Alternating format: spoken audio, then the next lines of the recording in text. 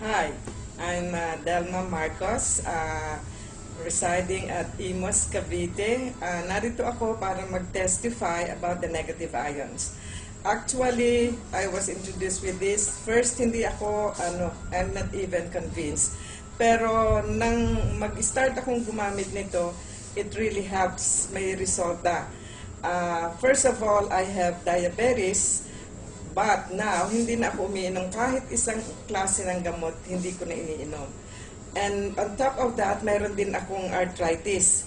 Na kapag ako'y kumain ng something na bawal, the next day, mayroon na akong namamagana ng aking mga joints. Hindi na ako nakakalakad.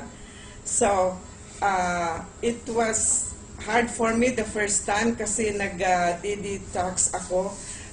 Nagkasakit ako ng almost more than a week. Hindi ako makalakad at mayroon akong lagnat. Pero tiniis ko talaga yung sakit dahil challenge ko rin ang sarili ko. I want to see if this negative ions is going to work for me.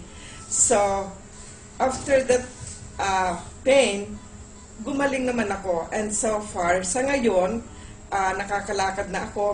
Malakas na ako, hindi lang medyo malakas. Malakas na ako. I can go out by myself. Dati palagi akong mayroong alalay.